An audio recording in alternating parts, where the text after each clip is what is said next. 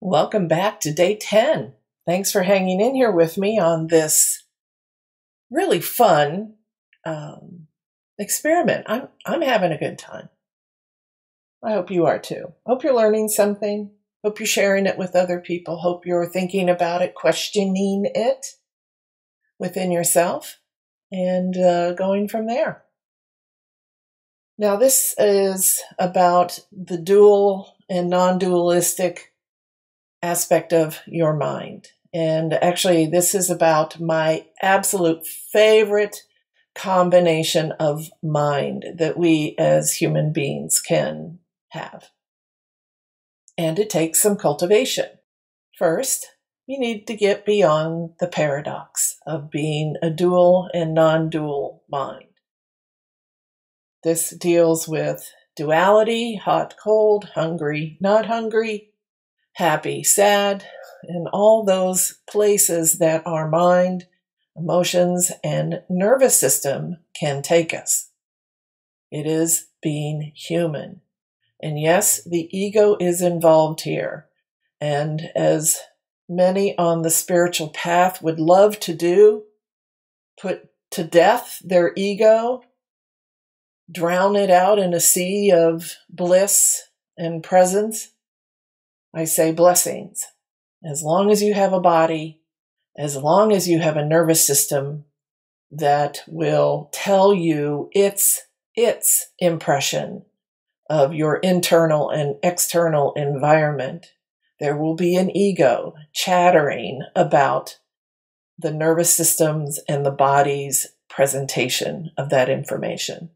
The quest in seeking is to rise above, through, and transcend the ego, not to kill it or destroy it, but to watch it, not buy into it in simple language, because it will always be there. It is a part of being a human being. If you look at any enlightened or sainted human being on our planet, they hurt. They had feelings of sadness. They were elated and ecstatic and blissed out in the space of non-duality, while their body may have been cold and shivering. I can't imagine the mystics, the Christian mystics, particularly those with the stigmata, Padre Pio, Saint Francis, just to name a few. That hurt. That did not feel like bliss. To have open, weeping sores in your forehead, your feet, or your hands. Yet, because of their enlightened heart and enlightened mind, they were able to rise above the pain, not the absence of pain, but rise through it and beyond it. And that's the divine paradox. That is what the seeker will always face. When I do medical intuitive assessments, I often run into people that have the capacity to have that beautiful dual, non-dualistic mind. Highly intuitive, highly empathic, highly analytical in their intelligence and analytical skills. And the task I want to help them with is the merger of the two, the intersection of the two where they become one. And that's transcendent. That's where the transactional part of the ego and the dualistic mind move beyond the point of transaction. And the non-dualistic mind, which is driven by transformation, but in reality, the bigger picture reality exists in a state of permanent transcendence, which is deep understanding. This is where intuition exists as far as a capacity that we have as human beings. So when I run into a client or a student and have the privilege to speak with them personally, privately in a session or in a group workshop or a seminar, I love this combination when I see this capacity, because that is someone who, maybe not by their own volition and own knowing, came in with that capacity. Not everybody comes in with that capacity awakened. Everybody has a capacity, because remember, the most conscious part of yourself, the soul, is never asleep. It's never asleep to itself. We're the ones who fall asleep. And that's okay. That's the human journey.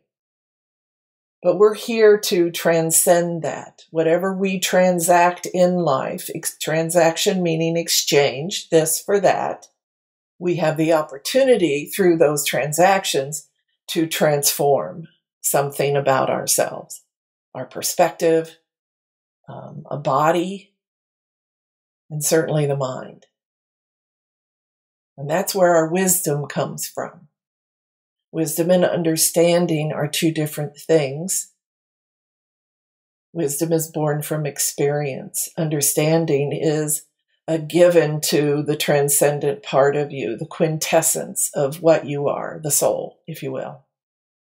So in the pursuit of your spiritual path, in the pursuit of working with, integrating, and infusing the dual and the non-dualistic minds, you're going to run into paradox, synchronicities, and the irony that shows up in life.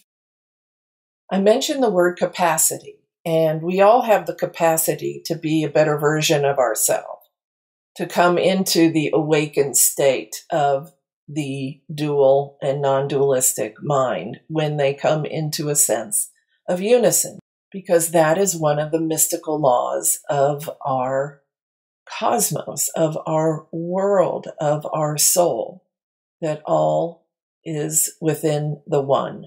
Our ability is very different than our capacity. Your ability is very dependent on your level of wakefulness, even your karma, what you're here to do, and how you go about doing it. What's your focus in life? Is spiritual seeking part of that? I would assume so if you're listening to this series.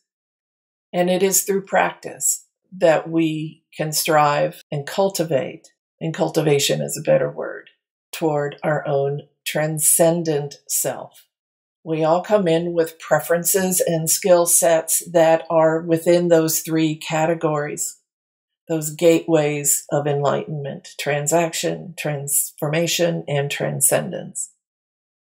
And we have to operate from all three if we're going to be a whole being. And we work our way through our life, our challenges, our suffering, our joys, our elations, our successes, our hurdles that we've climbed over and gotten scraped up on as we flip over the wall of our own pain or some level of injustice that we feel has been done to us. And we gain wisdom. We grow toward our capacity. We grow toward our own soul. And you can also use the word conscious mind, enlightened self. It doesn't matter. It's the one at the top, okay? It's just the one at the top. The one that is with all things.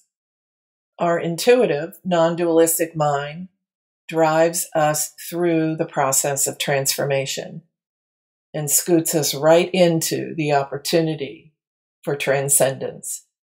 Our intellect can handle the receiving and processing and even interpreting of the transformation and transcendent moments, but it doesn't always do that. This is where perception comes in. This is where aspects of the self that are still awake can block those gateways. And they're really never blocked. It's like energy being blocked. I don't believe in that, actually. So that was not a good choice of words. It's obscured. The gates are obscured or hindered in some way based on a part of us that's asleep. One of my favorite things to experience is when I know something is arising from within me, but I don't have the language for it. It's not like if you forget something and, it's on the tip of your tongue and you just can't remember the noun or the person's name or the artist's name, and you're just like, where is that in my brain? I'm not talking about that. That's a little synapse collapse, a little neuron that went zip.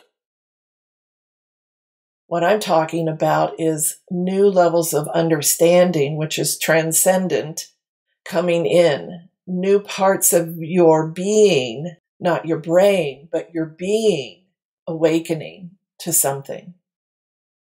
And when you don't have the language for it, at least for me, it's this spaciousness in my head. It's this spaciousness in my field.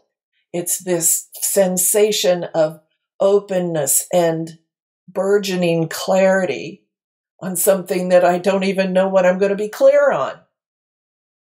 It's the most fascinating feeling to me.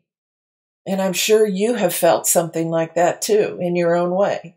For me, it usually has sensations from the chest up. If you want to put it into chakra language and talk chakra for a minute, the energy centers from yogic science, transcendent and transformational thought is going to come in the upper registers, in chakras 4 through ad infinitum, all the way to the top, all the way to the one. Only when you take the language as it slowly arrives into your mind and put it into action can it integrate into the lower centers which rule our life. Basically, our bodies and our energy field are like our earth. We have our own individualized Gaia. And right across the middle, around the beltway meridians, right slightly above the third chakra, is our equator. And you have a northern hemisphere, the upper chakras, and you have a lower hemisphere, southern hemisphere, the lower chakras. And life is ruled by the southern hemisphere. Day-to-day life, transactional life, giving and taking of power that relates to transactional life. Transformation is the bridge that can connect the two. Transcendence evolves all of you. So the next time you have an intuitive thought, sit with it. Don't overanalyze it. Let it, as I've said before, come to you. Give your brain some time. The brain is very quick, but give it some time to put the right amount of language to it and the right words to it. And it doesn't matter how extensive your language or lexicon is. You'll find the right word for what you're speaking about. And if you question the word you said, just like I do all the time, replace it. The word you're choosing is attempting to align to the greatest degree that it can for you with the signal of the new level of consciousness that is coming in, the new level of perspective, of thought, of being. So how do you get there? How do you get to the one place inside of you? How do you advance your abilities to your capacity? Christ showed us how. Buddha showed us how. Many of the saints of all religion showed us how. Of all cultures, indigenous or industrialized, you go in and you sit and you be. And over time, because yes, enlightenment is not a 3-day workshop on a weekend, you will awaken parts of yourself that are ready to be awakened. And isn't that amazing? That is an amazing experience. And then you get the divine paradox when situations and events show up into your life with the synchronicities, with the ironies, and yes, even more paradox. And you let the dual mind and the non-dual mind talk to each other. I like to let my non-dual mind, my intuition, lead the conversation.